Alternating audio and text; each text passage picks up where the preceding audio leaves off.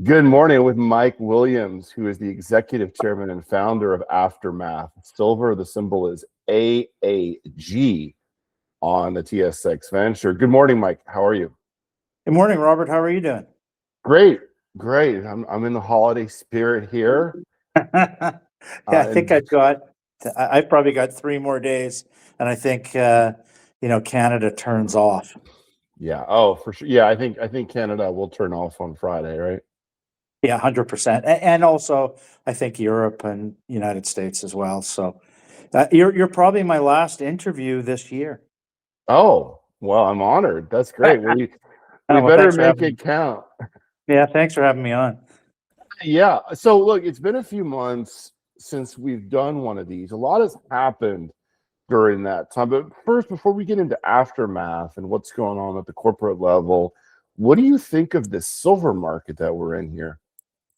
Oh, that's a good question. I'm kind of mixed because we've been talking that we expected this to happen for a long time, and it's finally happened.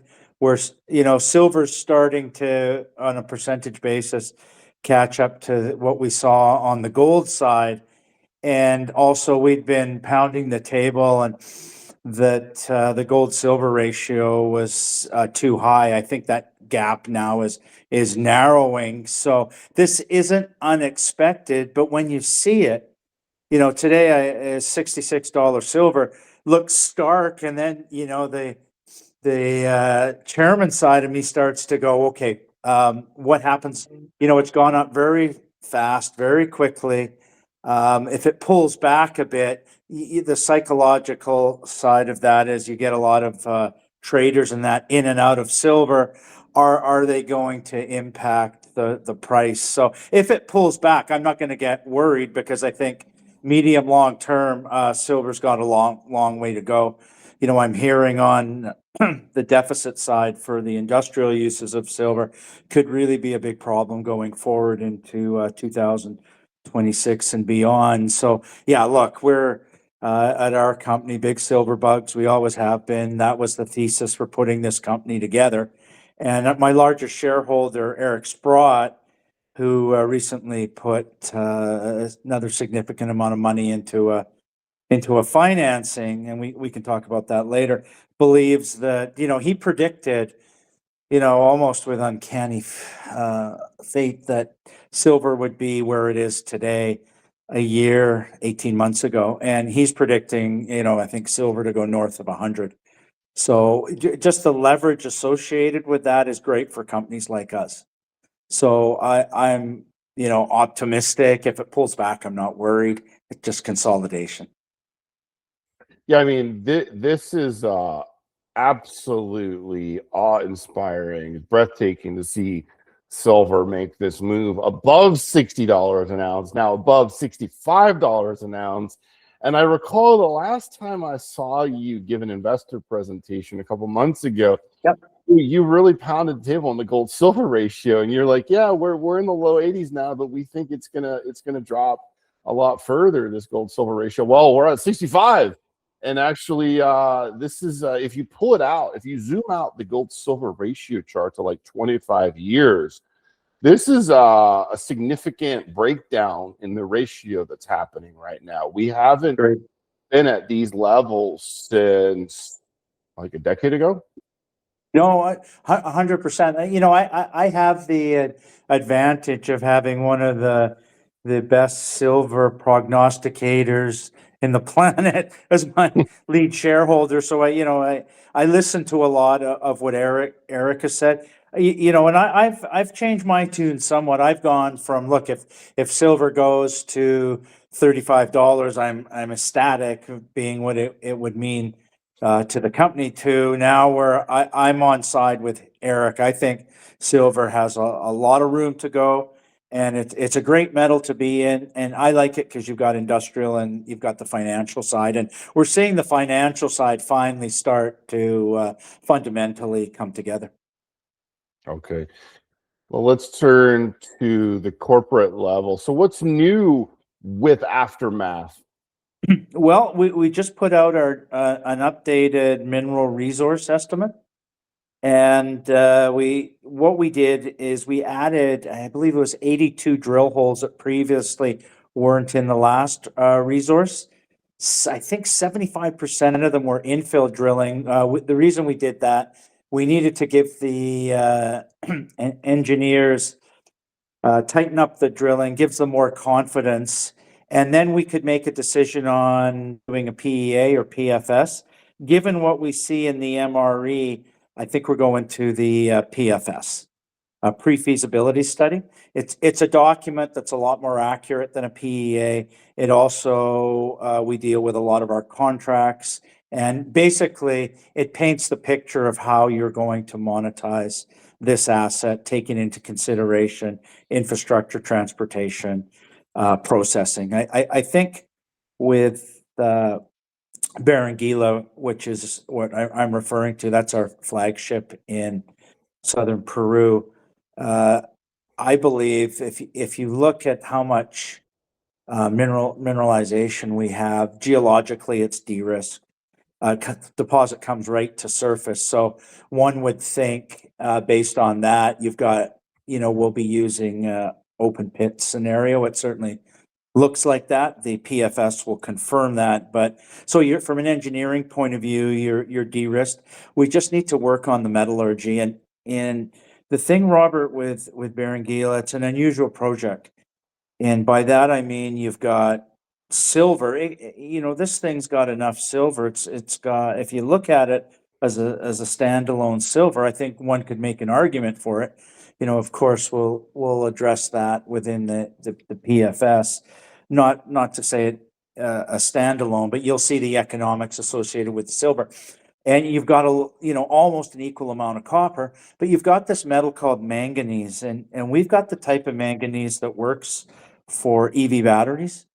Potentially, it's manganese sulfate. It's an oxide which you need. Lots of manganese globally, but the majority of it that we have is for the steel industry through ferromanganese. This is a different type. This is a different animal. So I think, and I'd appreciate your opinion on this. I think a lot of the value attributed to Aftermath is because of the silver. We're not given really any credit for the manganese, which will come into play later. We've got a significant manganese deposit, and I think that deposit has potential to add a lot of value. But having silver and copper, we can focus on that initially. In fact, one of the things we'll be looking at is, okay, how much silver do we produce versus how much manganese? A lot of that's going to be dependent on marketing and where we are in the cycle. We're lucky because we have the silver and copper to go with the manganese. It makes putting a manganese deposit into production a lot easier, I think, having that, because you have the flexibility. And at the same time, we could just focus on the silver and copper and bring the manganese in later. So it gives us flexibility. It's key. And I think our shareholders are the ones that are going to benefit as everything unfolds. I don't know what you think. I always get asked where we are in the cycle. I used to say it's national anthem, but maybe the pitchers are warming up now. It's first inning. I think this is just starting. Yeah. Okay, so look, the resource that you put out last month, 144 million ounces of silver in all categories. And I agree with you. So the market cap in Canadian dollars is roughly 290 million this morning. So you're getting about $2 per ounce of silver in resource valuation. But meanwhile, you have manganese, you have copper, and you have zinc. And the manganese, 3.4 million tons of manganese, that's very high grade in oxides. Yeah, I think that, at this point, in my estimation, I think that's completely overlooked, and most investors don't understand that. And then the copper is a nice bonus, because we're talking about 835 million pounds of copper. You're almost getting up to that billion a pound mark, and everybody can do their math on the copper price today. So I think there is a tremendous opportunity here. But I guess the question is, how do you demonstrate that value to the market? Right. Well, just, and if you look at our silver resource, and I'll break it out as the regulators like me to do it. You know, what we did is we went from 100 million measured and indicated, and I think we were at 35, 40 million inferred. And now this is on the silver, and we're now sitting at, I believe, 122 measured and indicated with a further 23 and inferred for 140, like as you articulated, 145 million ounces of silver. And then if you look at our copper is like 700,000 pounds in measured and indicated, and close to 300 in inferred. So yeah, those are significant resources. I think what we do is we kept Aftermath Silver in the name because that's what people know us for.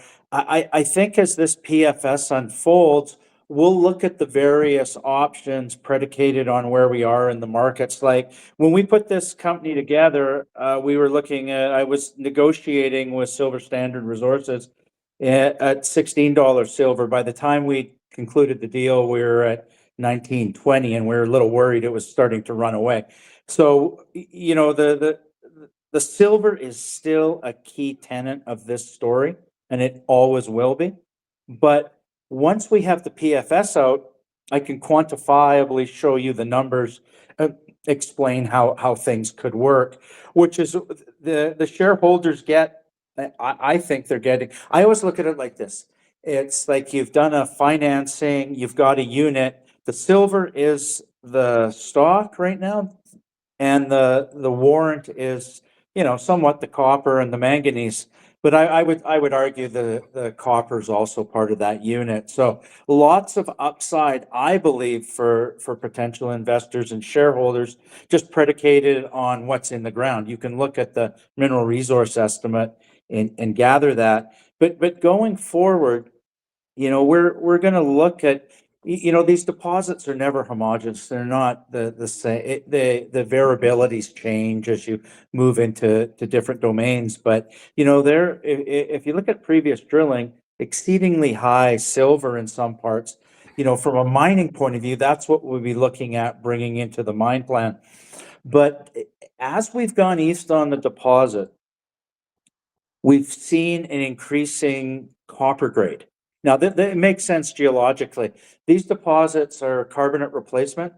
So they're just like, I always describe them as giant sugar cubes, which is the carbonate rocks, limestones, absorb fluids coming into them. Like if you were to pour hot coffee onto a giant sugar cube, sugar dissolves, coffee precipitates out. You have that with the fluids. Now, the fluids are caused by an intrusive, meaning volcanic activity, and then you get these fluids percolating through the rocks, going through cracks until they hit the carbonates.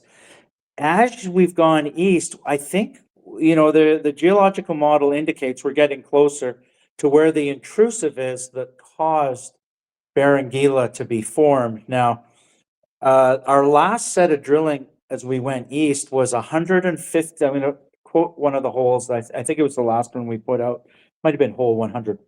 150 meters of 1.2% copper, 289 grams of silver, and 7% manganese, which, 7% manganese is considered good grade, to your point. And that hole, if I did a copper equivalent, you'd be looking at about 5% copper. And I'm assuming, copper is the majority of the value on that hole. But that's a boomer hole. That, in my opinion, one of the best copper holes that came out last year. So I think this, and I know Michael Parker, our technical director, is very keen to follow up on drilling that area, because we want to see if we can keep finding those widths. We also have some 100-meter widths in close proximity that we also put out last year. So it's interesting that you've got this large silver deposit. Now the copper is starting to really kick in. And if we can keep that, and if we can find the intrusive that formed Berenguela, I think potentially you've got something very special. But there's one other thing I should point out to your listeners and people that follow you. It looks like in Feb, we'll be drilling 4 kilometers away, so 3.2 miles. And another intrusive that we've got mineralization at surface up to 2% that geologists think could be a skarn deposit. So we have the potential, we're going to be drilling it for another discovery. So we'll find out soon enough. So there's lots of news coming. And I think in these markets, what drive companies are drill holes. And the other thing is, if you make a new discovery, I think that's the panacea right now. That's the sweet spot where we are in the market. And then you'll see also, you know, announcements surrounding metallurgy, which is the key for us. We need to demonstrate, we've demonstrated on a lab scale that we can separate the copper, the manganese, and the silver. The recoveries are really good. If you look at our mineral resource, copper and silver are in the 90s, and manganese is mid 80s, which is fantastic. So we need to continue to demonstrate we can produce a manganese product that's 99.9% pure. We get across that milestone and we start setting up our marketing agreements. You've got a special company, to go back to my original point. Okay. Sorry, that's a long-winded answer to your question. Yeah. Let's go back to the drilling. So last week you announced the commencement of drilling. So you're doing core drilling at Copper East target to start out with, but you're also doing some RC drilling to fill in some key areas of the core deposit area. And then you mentioned what'd you say? Sorry, we're going right now. The drills are turning. I believe it's in the west to tighten up some of the previous high grade silver areas. The engineers need more data, and this is largely to help them plan, the formal mine plan and where we'll be drilling. So you should see some assays, and it's historically been a silver rich area. So fingers crossed, we'll see that going forward.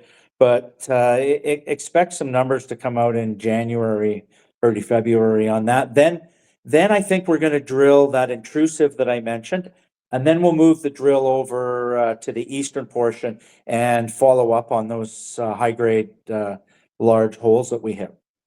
I see. Okay, so you're not drilling the follow-up hole to hole 100 yet. Yeah, we just need to build a little spur off the road.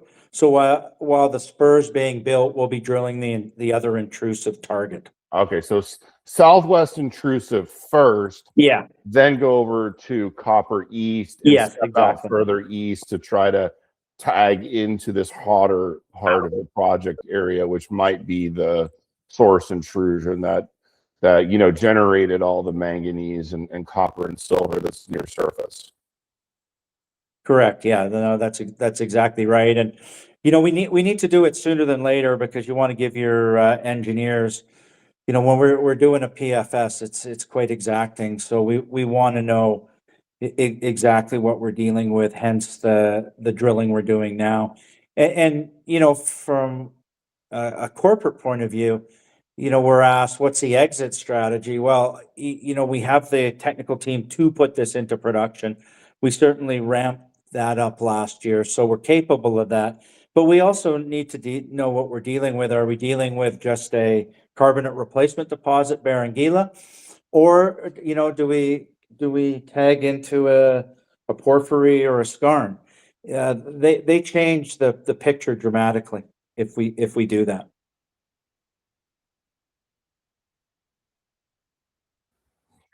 Yeah, absolutely, it does. So let's talk about the PFS. So pre-feasibility study. I think this is a very important, potentially powerful catalyst for Aftermath. What do you think the timing of it is going to be? And you said the metallurgy, but also there's going to be a lot of engineering as well, right? No, and processing. We've kind of switched gears from the exploration. We're in development now. We are doing some exploration, but we're looking at the key thing here is processing, and getting markets for manganese. The thing with manganese, it's we would refer to it. It's a bespoke product. If I have copper or silver or gold for that matter, the end product can be sold anywhere in the world, and it's pretty well the same. You wouldn't be able to tell the difference between copper cathode in North America or Europe or Asia for that matter, or gold. But with manganese, it's unique. It has a unique chemistry to it. So what you have to demonstrate that your chemistry can work with the battery manufacturer specifications, and that's really what we're doing. We're going to take the highest specs in the battery industry, and I think my guess is we'll be processing in the United States, not China. There is a switch to countries like United States and Europe, not that Europe's a country, but regions, to secure their own sources of product like manganese. And this would be one of the most significant deposits globally. So I think we'll be processing in the US, hence we'll demonstrate why that works and how it works. Okay. And let's talk about the financing. So $20 million financing, 90 cents per share. Doesn't look like there's any warrants here, so I applaud you on that. Who are some of the people taking part in this financing, and how much runway does that give the company in 2026?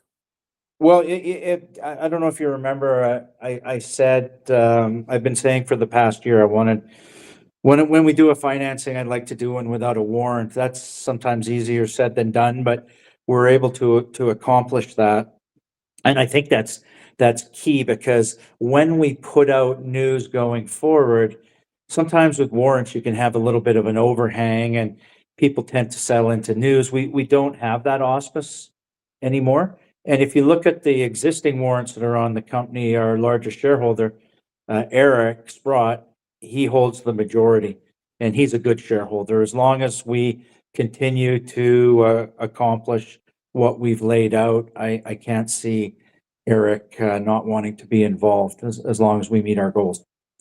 So that's kind of the key going forward. That financing would give us, anywhere from 12 months to 18 months, depending on how we want to move things out. I think as far as timing goes on the PFS, the engineers tell me Q4, which, for capital markets guys, I hear Q1 of 27. These things always take a little bit longer than you would have liked to have thought. I think the plan is, we've got a couple announcements coming down the pike shortly. One will be which engineering firm that we've used to lead this. I think it's important to, we're currently evaluating several key ones. They're all recognized globally. They're all ones that you can put their work in front of anyone in a boardroom or in a bank, mining bank, and their numbers will be accepted. So look for that shortly, and then we'll go forward and do the according work.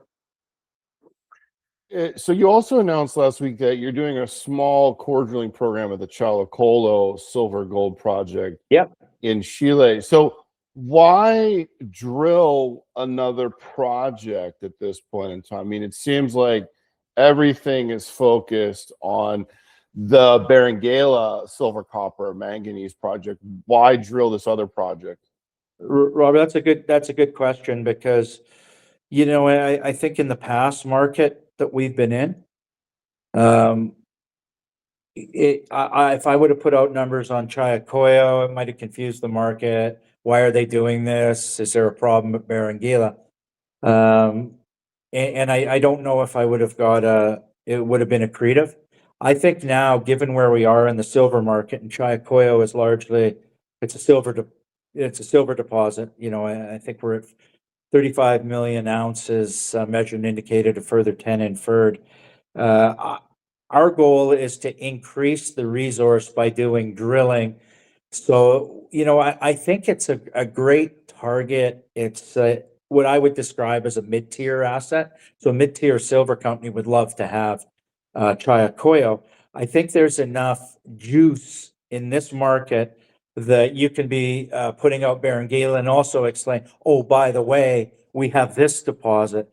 You know, we've been approached by a lot of different groups trying to buy it off us because, you know, it's definitely our secondary target. Berenguela is a flagship unequivocally, but at the same time, I think Challacollo it's a good asset. And if you can add silver ounces, you know, the people that follow silver certainly pay attention. And so I think it'll help with the overall valuation of the company. And the other reason is we were getting to the point where we needed also to do some work there. It reduces our obligations to the Chilean government by actually doing work. So there was that side of it. It was just a little bit of a perfect storm not to drill it. I see. Okay, got it. And I guess final question, Mike, and then we can wrap it up for the year. Can you summarize the accomplishments for 2025 for Aftermath Silver, and then summarize your goals for the company in 2026? Yeah, okay. I'd be happy to. Look, I think 2025 was a very successful year. If you judge us by our valuation, our share price, you know, our liquidity, we're one of the highest trading companies on the TSX Venture, and we also have a significant following on the OTC. AAGFF is the symbol in the United States. You know, I think we've put ourselves in a good position going forward. We put out the mineral resource estimate. You know, we've just raised another $20 million without a warrant.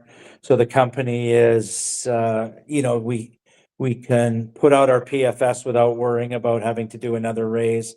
No, you know, we've put the company in a good position in my opinion, and we're well, you know, we're well positioned to take advantage of this market, which I think is going to be a really interesting one. And I've waited 15 years to see some of the things we're seeing now, which is metal prices increasing, availability of capital. And I think for the first time in a long time, commodities are taking the forefront. You know, everything's not AI or Bitcoin or weed. It's you're seeing us become, I don't want to say the flavor of the month. That's the wrong phraseology. But I think we're coming to the forefront, as I mentioned, and then you're seeing a lot of investment starting from generalists. So we're well positioned. So it's going to be a good year going forward.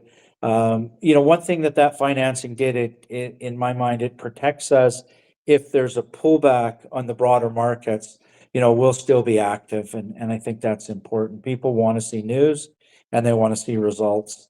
And you know, you also asked me who some of the other shareholders were. Well, Eric Sprott took a significant portion of that financing, and several other institutions that you know, I view as key. So I see us morphing from purely a retail story.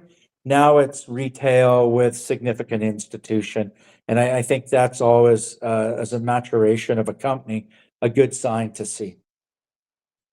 Where would you like to see Aftermath be 1 year from today? Like, you know, what would you like to see the company accomplish in 2026? Well, the regulators don't like me to give you a share price. I'll leave that to the prognosticators. But look, I think we're one of the high profile silver companies. I think I'd like to see that continue.